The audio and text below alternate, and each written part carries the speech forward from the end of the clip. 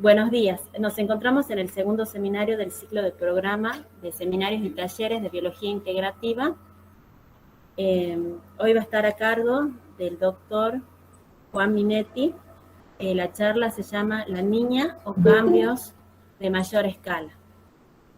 Nuestro moderador va a ser Rodrigo Delgado, que después vamos a tener un ciclo de 10 a 15 minutos de preguntas y respuestas.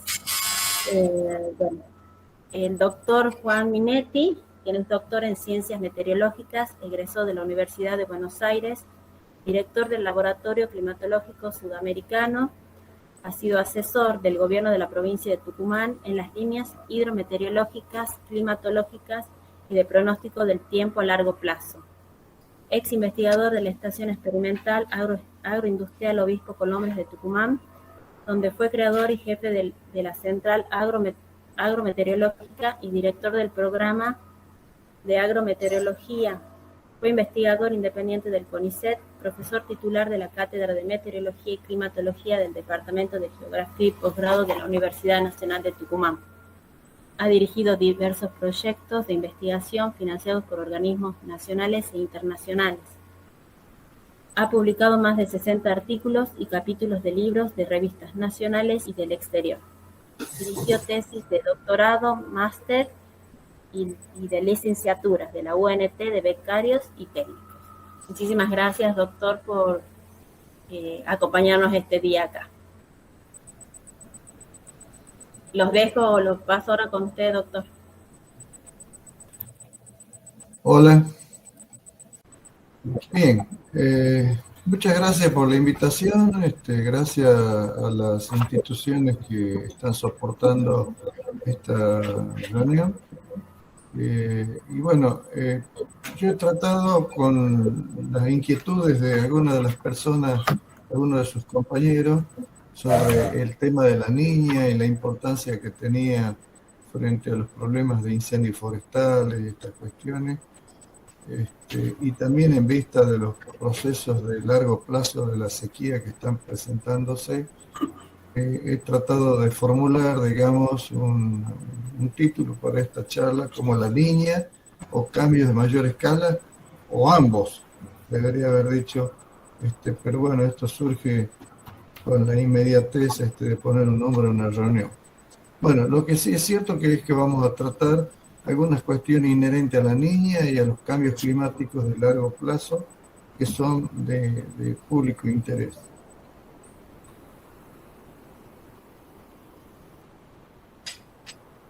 Lo que ustedes están viendo allí en estas dos láminas tiene que ver con un índice de sequía. Hagan cuenta que esto es precipitación, y en vez de precipitación de una gran región, nosotros tratamos de agrupar la información, y una vez agrupada, nosotros tenemos acá la posibilidad. Esto es un índice de sequía. Los índices de sequía que nosotros utilizamos son índices muy versátiles para poder trabajar operativamente. Nosotros recibimos la información climática todos los primeros días de cada mes y procesamos. Por supuesto, cuando llegamos a fin de año tenemos la información anual, y esa información anual se acopla al resto de la información que ya está mostrando la evolución del clima en el largo plazo en una región.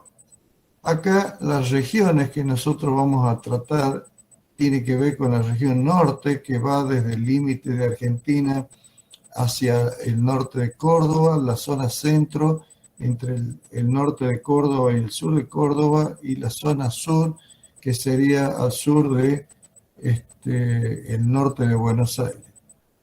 Bien, las tendencias de los índices de sequía o las condiciones hídricas que estamos observando en lo que va del siglo pasado y el comienzo de este siglo está mostrando una especie de onda largoplacista o cambio secular de las precipitaciones, en este caso de los índices de sequía. Les comentaba de que nosotros hacemos análisis regionales con los índices de sequía que estamos evaluando todos los meses y en términos anuales. Estos índices de sequía, el de la izquierda, está filtrado luego por una función matemática, un polinomio de grado superior, como para mostrar las condiciones. La línea verde está indicando la condición de normalidad del índice de sequía anual, y las otras ondas, las otras tres funciones que están viendo acá, unas representan a las condiciones hídricas del norte de Argentina, la otra del centro de Argentina y la tercera del sur de Argentina.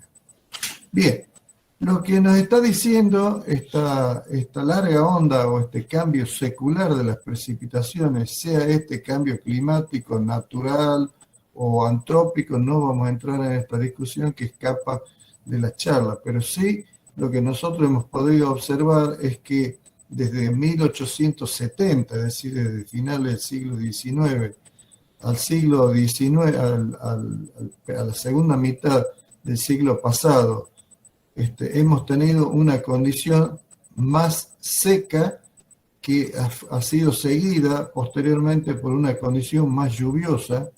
Aquí esto es inverso a la precipitación porque es índice de sequía. Bueno, y por último, en las últimas dos décadas o 3 décadas, después de la severa inundación de los valles, de las cuencas del este de Argentina, nosotros podemos ver acá un crecimiento de los índices de sequía hacia este momento. Digamos, acá tenemos representado el último año de evaluación. De tal manera que en los últimos 20 o 30 años hubo una tendencia que sea lenta o sea en forma de salto, como en la década del 50. Aquí hubo un salto de condiciones secas a condiciones lluviosas, y aquí un salto de condiciones lluviosas a condiciones más secas. Bien, esto es una componente que tienen las situaciones hídricas o la variable que nosotros estamos analizando.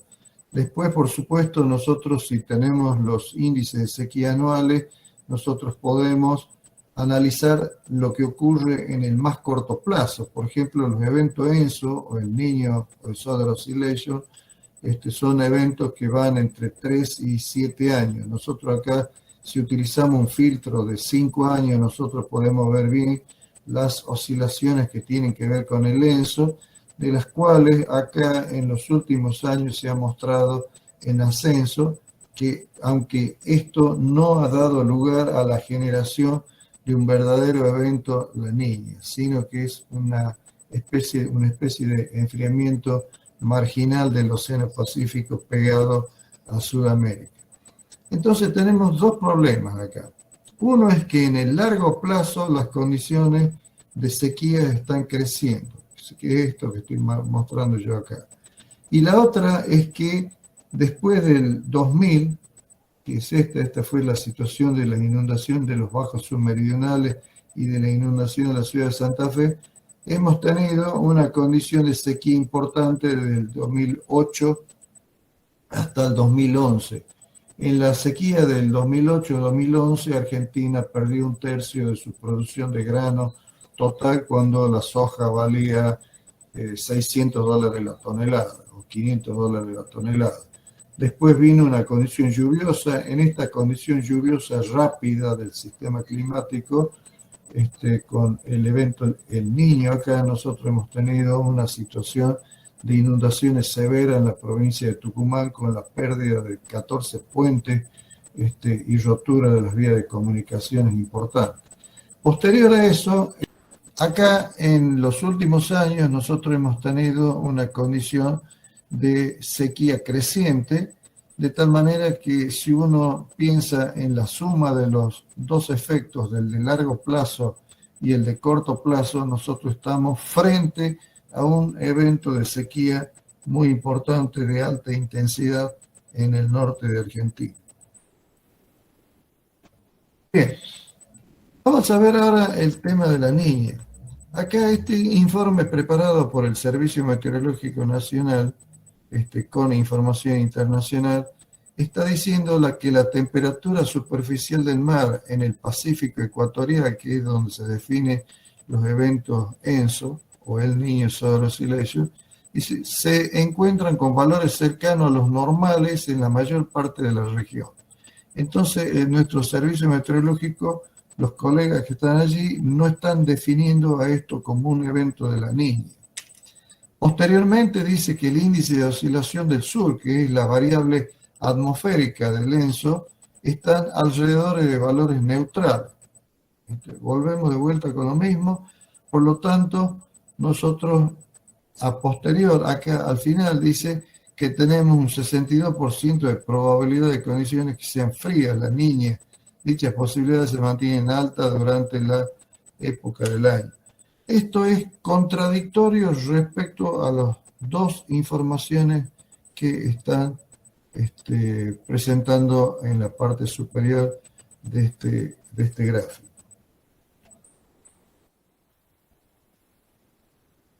Bien, el SOI.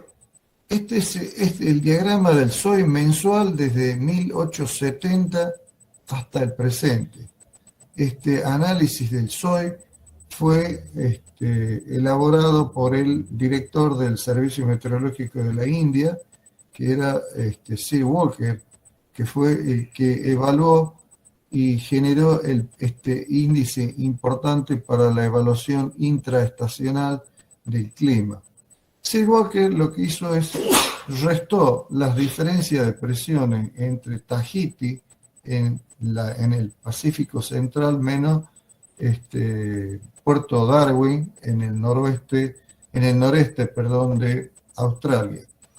Y acá tenemos el SOI todos los meses, por supuesto, y se lo ha dividido en tres partes. Estas tres partes corresponden, o tres terciles, corresponden al tercil central que está en la banda blanca, que es condición de neutralidad, en la banda superior, que es los SOI elevados. Los SOI elevados significan eventos de las niñas, así que acá nosotros estamos picando hacia la condición de niña sin que esto esté claramente definido. Si nosotros cambiamos la escala, en vez de hacerlo de 1870 al 2021, lo hacemos desde el 75 al 2000, aquí estamos viendo los últimos SOI que saltan hacia la condición de la niña y vuelven a la condición de neutralidad. Hay una inestabilidad del índice. Si lo vemos entre el 2002 y el 2021, acá en los últimos meses, podemos observar claramente que en ningún momento de prácticamente 6 o 8 meses del año nosotros hemos tenido estabilidad en los valores del índice cuando entran en la banda de la niña, es decir, en el tercio superior. Por lo tanto, no tenemos definidos con el SOI, es decir, con el índice atmosférico del ENSO, no tenemos definido un fenómeno de la niña. Por supuesto que si nosotros evaluamos las condiciones de los meses de abril y mayo son meses clave para la definición del niño o la niña. En esto hemos hecho algunos trabajos con el doctor Vargas y hemos mostrado que si nosotros asociamos los valores de las temperaturas costeras de Perú y Ecuador, las correlacionamos con los meses que siguen, nosotros encontramos poca asociación en los primeros 3 meses del año, entre los valores de enero, febrero, marzo y abril. Cuando llegamos a abril y mayo, nosotros tenemos 11 meses de asociación, de tal manera de que si se da la condición cálida, sigue cálido 11 meses, y si se da fría, sigue fría 11 meses para adelante. ¿Qué significa esto? Que este es un predictor importante del clima definido entre los meses de abril y mayo.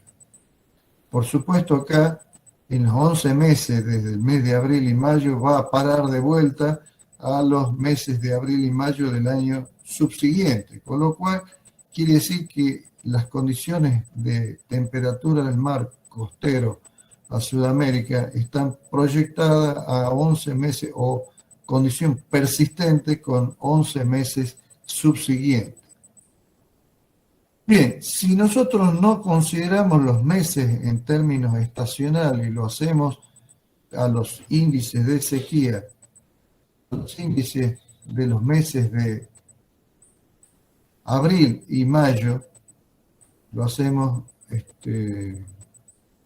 hacemos el análisis del SOI de abril y mayo, nosotros podemos ver de que los últimos SOI que nosotros hemos observado acá, es decir, de abril y mayo de este año, está dentro de la neutralidad, dentro del percentil central. Estos son los percentiles superiores de abril y mayo e inferiores de abril y mayo. Y aquí está el SOI. Entonces ustedes ven que el SOI está en una condición absolutamente neutral como para definir un niño o una niña. Lo mismo ocurre con la temperatura del mar. Nosotros con información desde el 28-29, del año 28-29 al presente, nosotros estamos viendo aquí la banda central de la temperatura del mar, y la banda central de la temperatura del mar estuvo arriba del tercer tercil. Ustedes ven acá valores arriba de lo normal y por acá valores debajo de lo normal. Las temperaturas del mar en la zona costera han estado más cálidas que lo normal, y con el enfriamiento actual hemos llegado solamente a condición normal. Esto es otra evidencia de que no existe en este momento un fenómeno de la niña como para atribuirle el fenómeno de la sequía. Bien, acá lo que nosotros estamos viendo, esto es medido y evaluado con información infrarroja satelital. Aquí tenemos los 80 grados meridianos, que es la zona costera a Sudamérica, y estas son las anomalías de las temperaturas superficiales, digamos, lo que es azul es frío, lo que es amarillo es cálido, y estos son los meses de abril y mayo. Ya en abril y mayo, sobre la costa de Sudamérica, podemos observar temperaturas inestablemente bajas o inestablemente cálidas, de tal manera que no hay una definición de niña como en este caso. Lo mismo, en los últimos meses nosotros hemos tenido un calentamiento superficial importante con algunas gotas de agua fría sobre el Océano Pacífico tropical. Esto también es evidencia de que no existe un evento de la niña.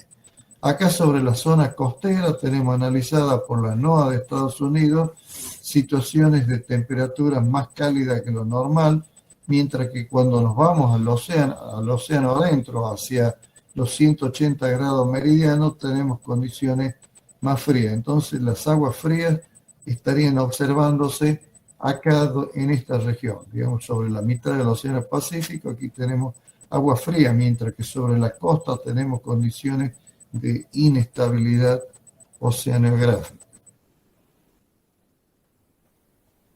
El pronóstico del IRI americano, del Instituto para la Investigación del Clima de Estados Unidos, nos está mostrando una proyección de condiciones trimestrales más fría que la normal, y por lo pronto ellos están definiendo como pronóstico un evento de la niña, pero no como situación real.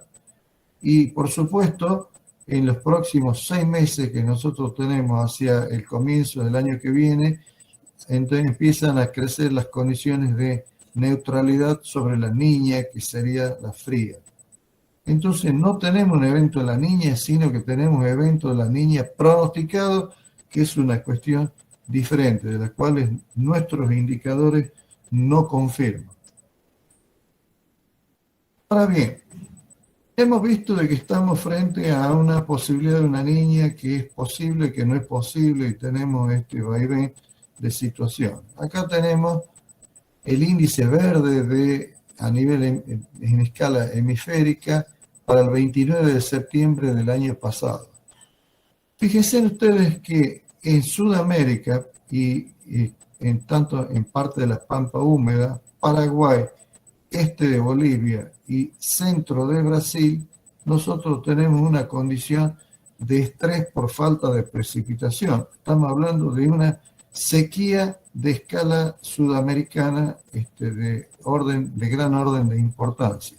También lo tenemos sobre la costa oeste de Estados Unidos, sobre la zona árida de Estados Unidos, sobre la zona norte, digamos, del Mar Negro y el Mar Caspio, y también lo tenemos sobre el norte de África, pero aquí no lo vemos, a menos que analicemos los índices de sequía.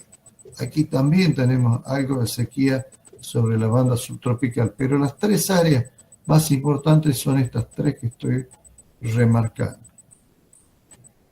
Cuando nos vamos al 30 de septiembre del 21, sigue la sequía sobre la zona central de Brasil, de Bolivia y norte de Argentina, sigue la sequía sobre el centro oeste de Estados Unidos, lo mismo sobre esta banda, sobre el Medio Oriente, y vemos que la sequía persiste en gran escala.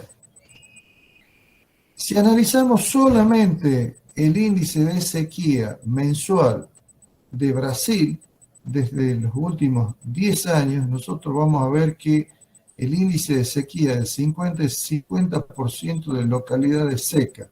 Para arriba sequía, para abajo exceso.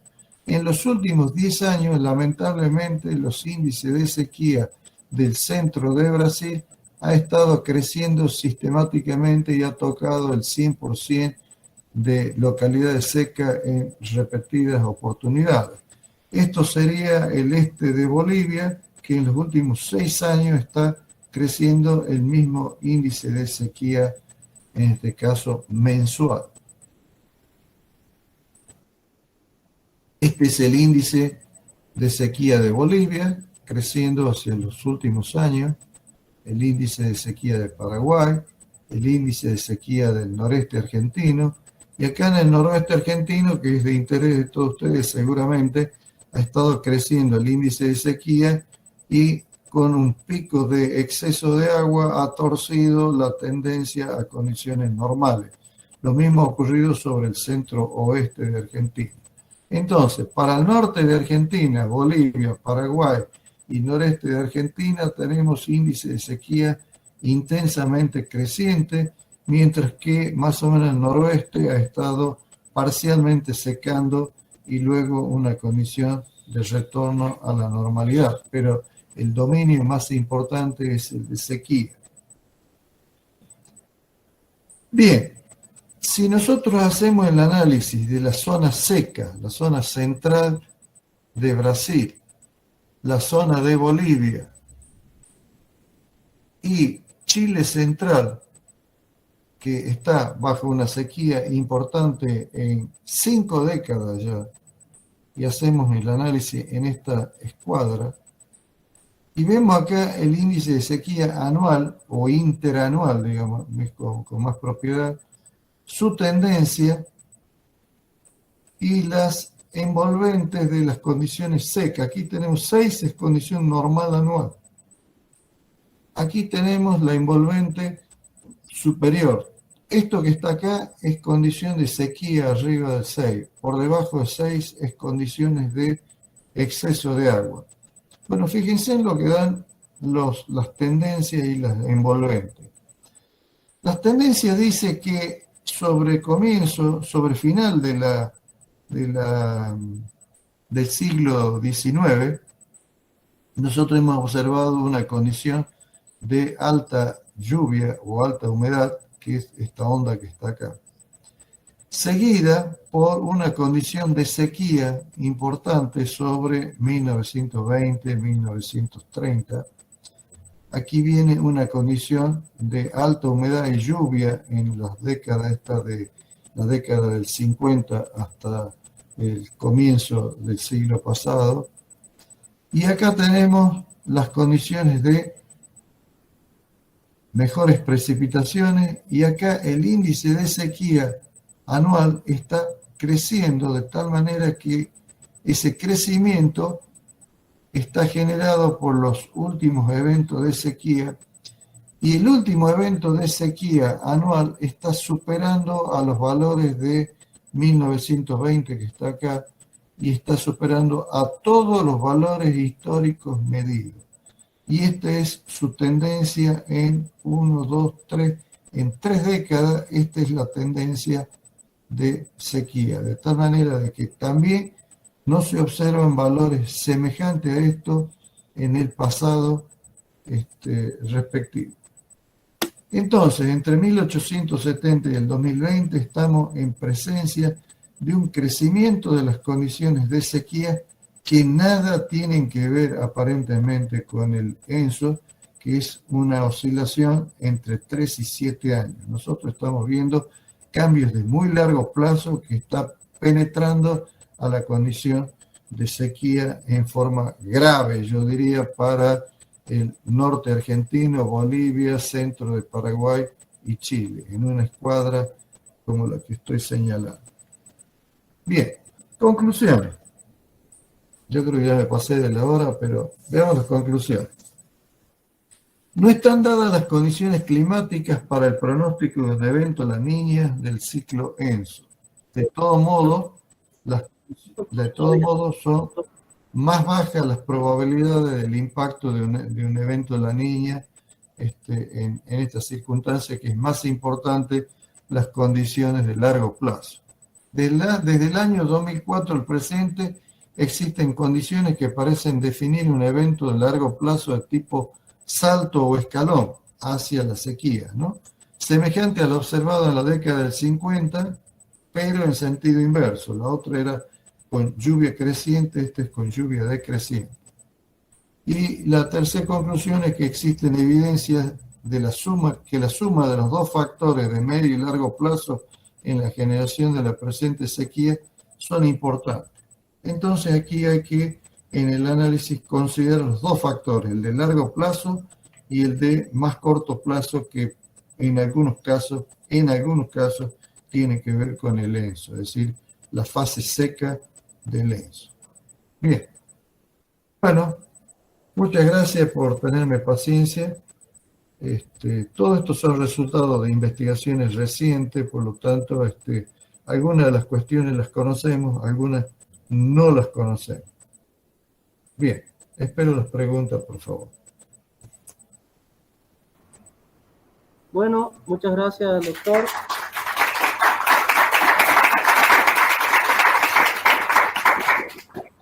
Ahora la modalidad de preguntas, hacemos una con las personas que están conectadas y una con las personas que están presentes en el microcine. ¿Alguien de los presentes? ¿Preguntas? ¿O por el chat? Ahí está Agustín Mendoza. Adelante, Agustín. Agustín. Hola, Juan, ¿cómo te va? Un placer escuchar. Igualmente. Mirá, yo te quería hacer una pregunta. Me llama la atención esa ola creciente en el incremento de 30 años de sequía para nuestra región. Sí. Y visualiza como una onda de 100 años, digamos, en relación con lo pasado en 1920.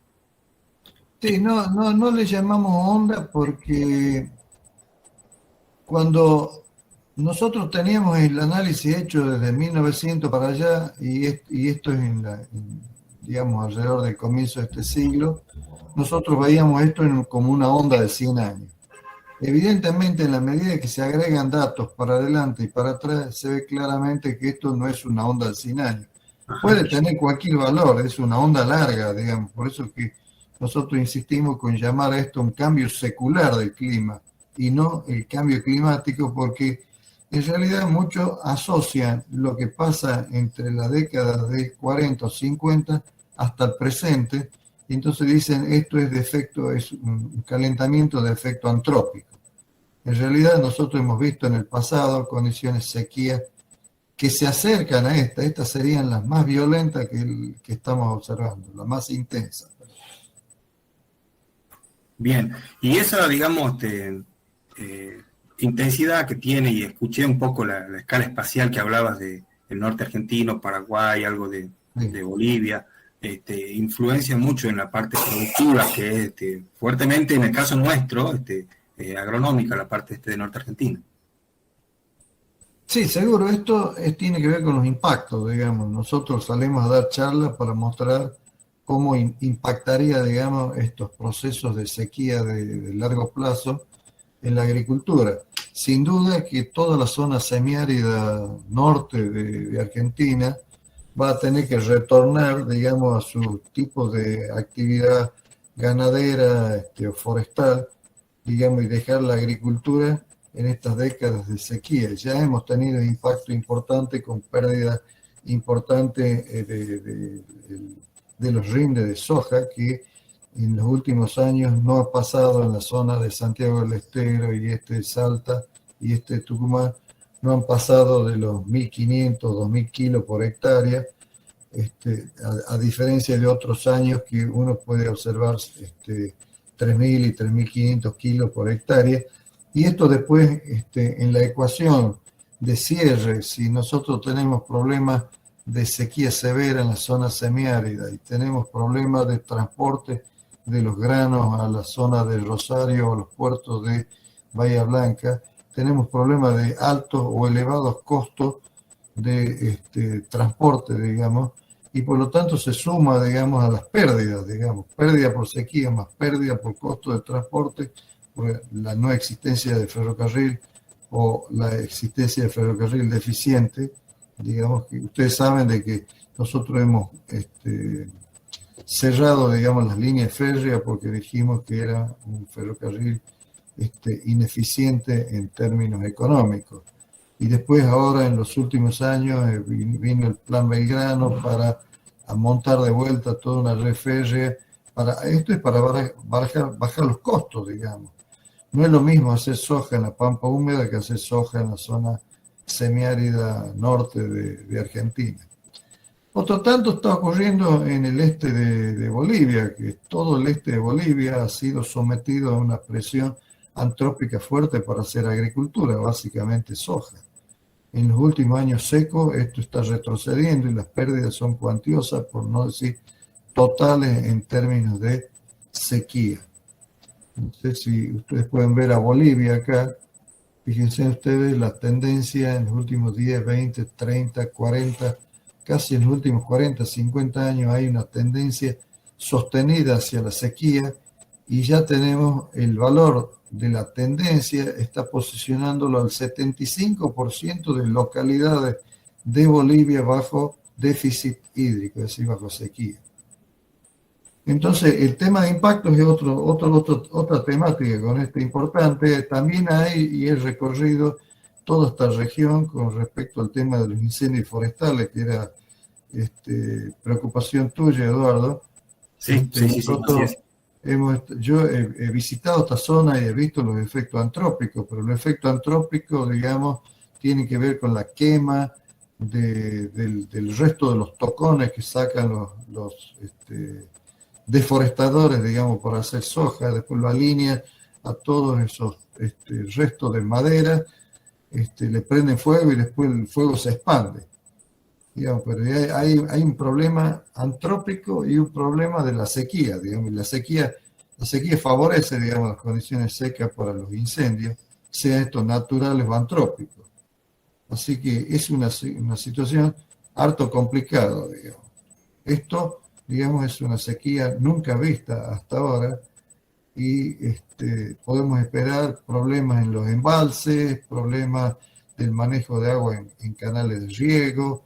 Todo esto, yo creo que, yo dije en una entrevista en la Gaceta hace tiempo que íbamos a terminar con el COVID e íbamos a iniciar violentamente con el problema del cambio climático. Y el cambio climático puede ser antrópico, puede ser natural o puede ser mixto. Bueno, me expandí mucho. Bien. Gracias, Juan. A mí me llamaba la atención porque en algún momento en el pasaje que tuve en el laboratorio, aprendiendo el manejo de variables climáticas con fuego, con todo el trabajo que publicamos, me parecía estar viviendo situación de sequía como esta, en donde ocurrieron fuego en zonas no esperadas. Claro, esa es la sequía de lo que vos te acuerdas, que yo también me acuerdo de la del 2008, digamos. Así es. La sequía del 2008, que es esta, a ver, acá tenemos el 2010, el 2008 es esto. Nosotros con el 2008 hemos tenido la sequía esta de Argentina importante, que perdimos el 30% de la producción. Y después, digamos, en el norte argentino las sequías se expandieron hacia el 2010, 2011. Hubo el fenómeno ese de las lluvias que afectaron los puentes, que también puede haber tenido que ver con efectos antrópicos si nosotros consideramos que el calentamiento global es darle más energía al sistema y el sistema se transforma en más violento en su respuesta.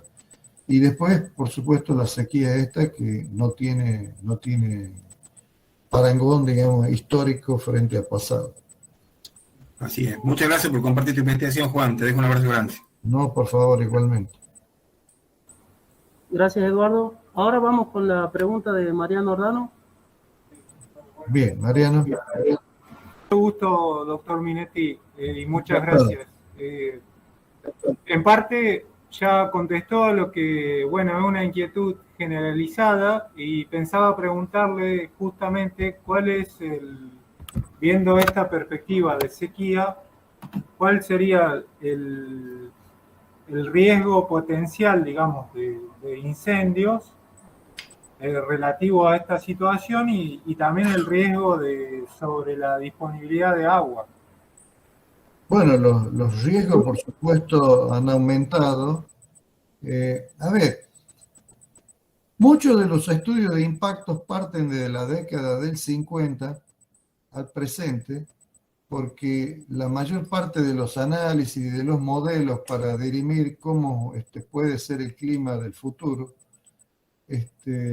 han sido realizados con datos desde el año 48 en adelante. Es decir, estamos hablando del periodo que salimos del periodo seco, viene el 48, el salto climático a condiciones más húmedas, y ahora viene el salto climático del 2003, de cuando se inundó Santa Fe y los bajos submeridionales. No hay estudios en la Argentina de impacto, porque si estudiamos los impactos, tenemos que estudiar los impactos no solo en el corto plazo, sino en el largo plazo, sin duda. No vemos estudios referidos a esto sobre impactos. Lo que sí sabemos de los impactos son los que van ocurriendo. Por ejemplo, yo dije aquí la sequía esta sobre la zona, sobre el semiárido, que previo tuvo la condición lluviosa que hizo que nosotros expandiéramos la frontera agrícola desde el noroeste argentino hacia el semiárido central y desde el noreste argentino hacia el semiárido central, una por el oeste, otra por el este. Y digamos, cuando nosotros empezamos a hacer los primeros estudios de impacto sobre esto, los impactos estaban medidos sobre si podíamos sembrar o no soja. Pero fíjense, si nos vamos en el largo plazo, la posibilidad de hacer agricultura es poco probable, digamos, entre 1920 y comienzo de la década del 50, cuando se ha dado un bloque de condiciones promedias mucho más secas que el bloque húmedo que vino posterior. Entonces, nosotros hacíamos fuerte crítica a la función del Estado de no hacer de poder de policía, porque el tema de la deforestación sobre esto cae sobre la cabeza prácticamente de los responsables de haber hecho esta expansión. Digamos, lo mismo ocurrió aquí de la Pampa Húmeda hacia el centro de Córdoba y el centro de La Pampa. No se olviden ustedes también que con la sequía de la década del 30, 40 y comienzo del 50, los efectos de la sequía eran tan severos en estas décadas que las dunas abandonaban el territorio en la provincia de La Pampa y se desplazaban hacia el noroeste de Buenos Aires. Hay fotos y análisis satelitales donde muestran las dunas del pasado, digamos, que han sido después en las zonas bajas de las dunas, cubiertas por las aguas en el periodo lluvioso de el periodo de mediados del siglo pasado para acá. Ya Ameghino en su famosa obra dijo: dejen de tirar agua dulce al océano, cuando pensaban cuál era la solución del periodo lluvioso que se inundaba todo el noroeste de Buenos Aires. La solución eran grandes canales, obras faraónicas, pero después ahora apareció la sequía. ¿Y dónde está? ¿Qué hubiera ocurrido con todos los canales? Por ejemplo, esto ha ocurrido también sobre Santa Fe, que se han dragado y se han profundizado los canales en toda la zona de Santa Fe, aunque yo he tenido alguna discusión con geólogos donde los geólogos me decían de que había estudios realizados en el área de la provincia, en Rafaela, perdón, donde el efecto de la sequía no afectaba la altura de la napa freática. Me pareció raro porque la napa freática tiene un comportamiento directo con las precipitaciones, así que, bueno, habría que ver. Yo creo que hay todo un trabajo, muchos trabajos de impacto por hacer, y ojo con hacerlo desde el periodo de 48 para adelante, que cubre solamente el periodo de crecimiento de la sequía, desde el periodo lluvioso al periodo presente, y está hecho con lo que se llama reanálisis data, o datos de reanálisis. Esto estaría cubriendo solamente el periodo del inicio del periodo lluvioso hacia el periodo seco. Y entonces, cuando esto se ingresa en los modelos, sean estos modelos estadísticos o modelos determinísticos, digamos, los datos de ingreso de los modelos están siendo fuertemente parcializados porque están tomados, digamos, de un periodo de la historia del clima. Como decía el doctor Vargas, es importante en una de esas hacer la realización de los modelos en este periodo y después hacerlo correr para atrás en vez de hacerlo correr para adelante. Porque si lo hacemos correr para adelante, la mayor parte de los modelos determinísticos dicen de que el crecimiento de la temperatura, la sequía, crecería sostenidamente, el crecimiento de la temperatura también. Hay un trabajo hecho en la Universidad de Washington sobre el crecimiento de las áreas con sequía en el mundo derivado del calentamiento global. Bueno, hay toda una escuela de esto que se dedica al análisis de la modelística. Nosotros nos dedicamos solamente a la climatología empírica. Bueno, continuamos a ver. Facundo Chaile, levantó la mano. ¿Está ahí, Facundo? Sí, buenos días. ¿Qué tal? Buenos días. Sí, muy interesante la charla. Solo que me dejaron un par de dudas, digamos, por ejemplo, para saber, ¿no? Un poco más en la actualidad. O sea, usted mencionó el proceso de la niña, todo lo que provoca, que me parece muy interesante tenerlo en cuenta.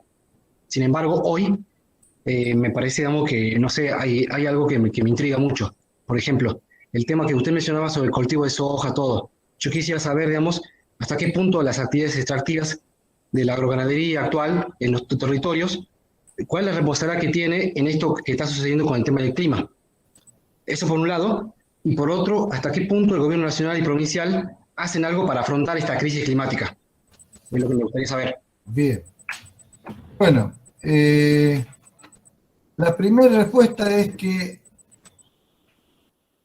si en los últimos 10 años, en términos intermensual, nosotros tenemos un crecimiento sistemático de la sequía en el centro de Brasil, las zonas laterales a esa zona que se están secando son los últimos 10 años en Bolivia, y los últimos 6 años, 7 años en Paraguay. Aquí entre barra y barra hay un año, les aviso, ¿no? Un año, 2, 3, 4, 5, 6 o 7 años tiene este ascenso del índice de sequía en Bolivia, Paraguay, el noreste argentino, de tal manera de que es como que la sequía generada sobre el centro de Brasil, Bolivia y Paraguay están presionando sobre el llano norte y central de Argentina. Nosotros vamos a tener novedades fuertes y esto ya se puede ver en los modelos para el pronóstico estacional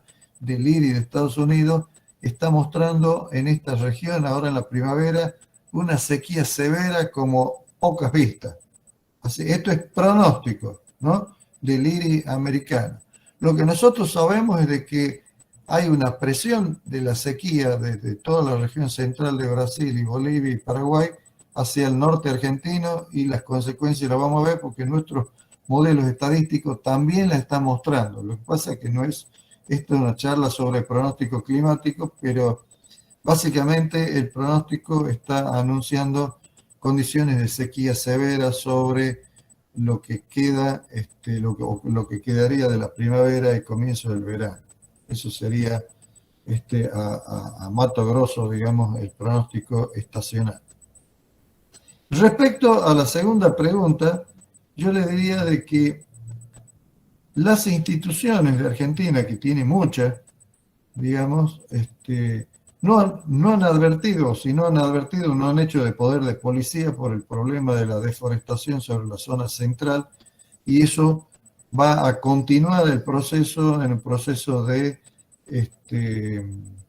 deshidratación de los suelos, de problemas de los efectos eólicos sobre la deshidratación de los suelos, y el efecto de las dunas creciente, como en el proceso de la Pampa al final de la década del 40, 50, cuando muchas décadas de seca azotaron a la región y el gobierno pensaba sacar a los colonos recientes de la Pampa y llevarlo a Chaco y parte de Corrientes y Entre Ríos. De tal manera de que yo creo que este problema es que los gobiernos, al no tomar conciencia del problema en términos climáticos, entonces quedan atrapados por la situación emergente, y entonces las soluciones son las leyes de emergencia agropecuaria por la sequía, o digamos alguna otra que se me puede venir a la cabeza, pero lo cierto es que las situaciones de sequía de largo plazo, como la que estamos mostrando acá, no son tenidas en cuenta por los gobiernos, y recién ahora, con el tema del cambio climático y del calentamiento global, estamos tratando de ver esto, pero se lo ve a nivel de investigación, pero muy poco sobre el problema de cómo va a enfrentar los gobiernos futuros, van a enfrentar varias décadas seguidas de condiciones secas.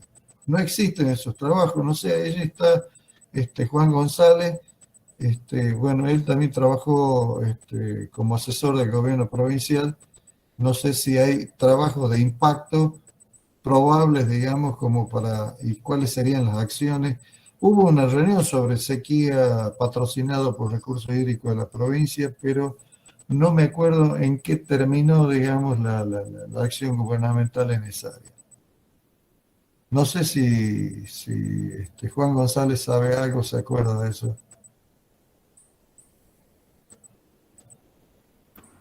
Bueno, gracias, doctor, gracias, Facundo. Vamos con una pregunta en el chat de la Flavia Campero. Doctor, me gustaría saber qué propuestas realizan desde el Laboratorio de Climatología Sudamericano para revertir esta situación crítica de sequía. Bueno, este laboratorio surgió hace 30 años más o menos, y surgió con motivo de una sequía severa. Vino el fenómeno del Niño del 82-83, y después entre el 86 y el 90 vinieron 3 años consecutivos de sequía, y cuando los empresarios me preguntaban cómo se iba a encarar el tema de la sequía para las próximas 3 años que teníamos allí pronosticados de sequía, la respuesta era que no la conocíamos, pero los economistas dijeron, bueno, vamos a aprovechar y vamos a comprar las tierras de lo que se funda.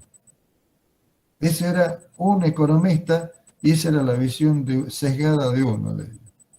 Es decir, esperar que haya más sequía para comprar la tierra de los agricultores que se fundan. Con respecto al tema del agua, que también me preguntaron por allí, yo recuerdo de que con motivo de la pandemia, el gobierno provincial se suspendió todo tipo de contribución a este laboratorio que se dedicaba a hacer estas investigaciones, porque se le dio prioridad al problema de salud. Entonces, bueno, hay decisiones que se toman en determinados momentos, pero estoy seguro que en las próximas décadas nosotros vamos a tener serios problemas de manejo del agua. Ya existe el problema del agua en la ciudad, existe el problema de manejo del agua en el campo. No se olviden ustedes que el dique El Cadillal en alguna medida fue realizado para hacer agricultura bajo regadío en el departamento de Cruz Alta, y cuando vino el periodo lluvioso de la década del 50 para acá, lo que ocurrió es que los canales estos fueron abandonados y toda la obra hidráulica para llevar agua al este de Tucumán fue suspendida por los excesos de agua que venían de varias décadas de exceso de agua desde el 50 hasta la inundación de Santa Fe. Entonces, siempre está, digamos, a contrapelo el tema de la investigación y de para quién sirve la investigación. Y para quién sirve la investigación, los estados tienen un rol definitorio, digamos, ¿no? Pero yo diría de que es prácticamente un evento vacío. Bien. Mariana Baloy, en su opinión, ¿el cambio climático responde más a razones climáticas, antrópicas o mixtas? Mire, nosotros no tenemos información suficiente como para investigar si el fenómeno es, cuál es la naturaleza del fenómeno. Lo que sí es que tenemos evidencia que en el pasado han ocurrido, y todos los que han estudiado dendrocronología saben de que en el pasado han ocurrido estas oscilaciones del clima importantes cuando todavía no veíamos el efecto del calentamiento global. Ahora es sencillo decir, en estos 30 o 40 últimos años, el aumento de la sequía tiene que ver con el calentamiento global. Una cosa es decirlo y otra cosa es comprobarlo. Hasta ahora no tenemos la comprobación de las tres respuestas de esa, si es antrópico, natural o mixto. Bien, bueno, para ir cerrando, sí, adelante, por favor. Si puede, por favor, tenemos una pregunta de un presente. Buenos días, agradezco la exposición del doctor. Quiero aprovechar lo último que él mencionó sobre el agua. Yo en mi caso particular soy un ciudadano preocupado hace unos cuantos años ya por la problemática del agua, y como bien dijo el doctor Minetti, nos va a faltar en breve, o podemos decir que ya nos está faltando. Yo personalmente, junto con una comunera Diaguita y otras personas, hemos dirigido en el mes de abril de este año una carta al Consejo Superior de la Universidad Nacional de Tucumán, consultándole por la situación, a nuestro entender, ilegal, irregular, de una empresa minera que desarrolla sus actividades en la vecina provincia de Catamarca, como todos sabemos, con la sociedad, con nuestra universidad. Entonces yo como ciudadano tucumano y como alguna vez habitante de estas aulas universitarias, me preocupa cuál es el rumbo de nuestra Universidad Nacional de Tucumán como alta casa de estudios, ya que hasta el día de hoy, la nota de abril, no he tenido ninguna respuesta ni del señor rector José García. Aprovecho para hacerlo público acá, a ver si de alguna forma recibimos una respuesta, ya que mi teléfono y mi dirección postal están a disposición de las autoridades universitarias, como un firmante que pide simplemente información para saber si podemos transparentar estas problemáticas.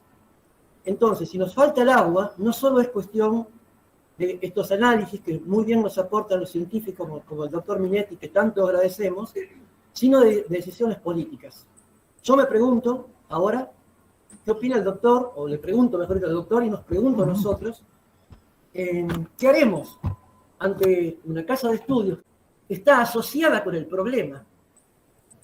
Digo, ¿qué va a ser del futuro de lo que se llamó Agua Rica y hoy se llama Proyecto Mara Minera Agua Rica Lumbrera? Ese es el motivo de mi carta, y por eso lo digo en forma personal, porque yo soy el firmante de esa carta de la cual todavía no he tenido ninguna respuesta. Si seguimos asociados como universidad con Minera Agua Rica Lumbrera, estamos contribuyendo, en mi opinión, que no soy científico, a esta debacle climática, que ya no sé si vale decir cambio climático, el doctor sabrá decirme. Entonces me gustaría saber qué propuesta podemos hacer desde el área científica, desde su laboratorio, doctor, a estas universidades, a estas autoridades universitarias que parece que insisten en seguir asociadas con el problema. Muchas gracias por el espacio. Bueno, hay algunas cuestiones que estoy capacitado para responderle y otras no.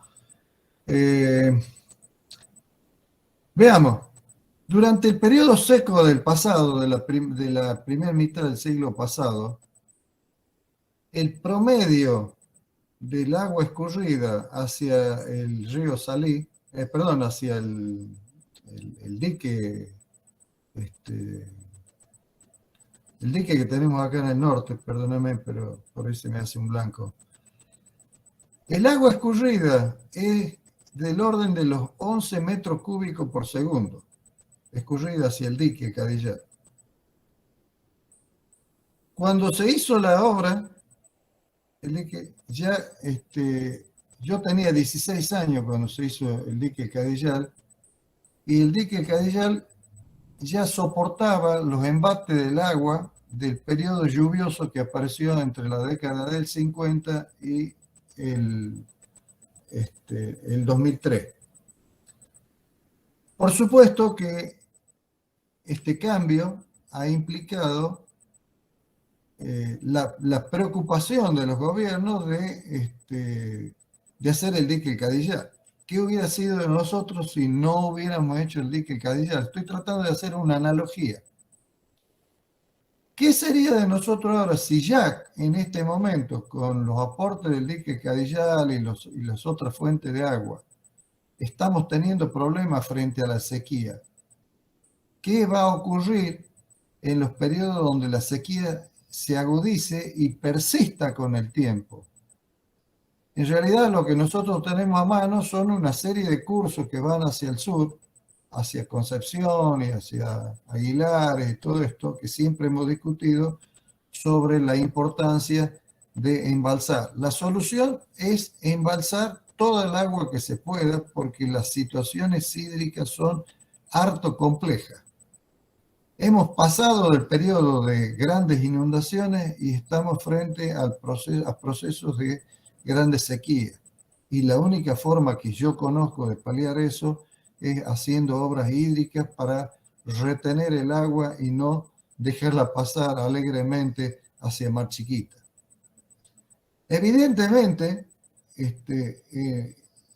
si vemos de que yo cuando tenía 16 años recién se hacía el dique Cadillal para resolver el problema de la sequía de la mitad del siglo pasado, de la primera mitad del siglo pasado, es porque la reacción del poder político es muy lenta y además es muy corta. Estamos hablando de resoluciones del orden de 3 años, 4 años, para resolver problemas que son de muy larga escala. Entonces, los gobiernos, los políticos en general, y esto no solo hago referencia a los de Tucumán, sino en general, digamos, los políticos, no hacen proyectos para más allá de 4 años.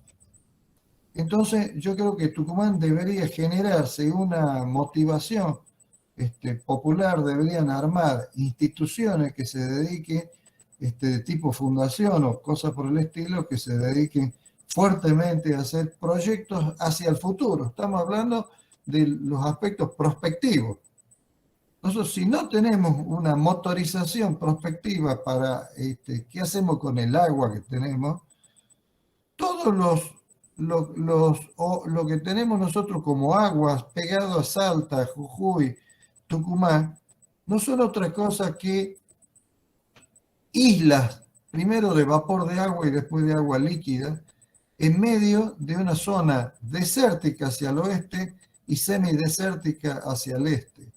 de tal manera que el agua es el elemento más valioso que nosotros disponemos en el noroeste argentino. Ahora bien, cada vez que había una elección, eso también lo dije anteriormente en la prensa, cada vez que se aproxima una elección, yo me fijo cuáles son los proyectos referidos a la educación y la segunda es referido al agua. Entonces, los proyectos referidos a la educación y al agua prácticamente están ausentes. Entonces, esa es, digamos, nuestra posibilidad de resolver los problemas que estamos planteando acá con el crecimiento de la sequía.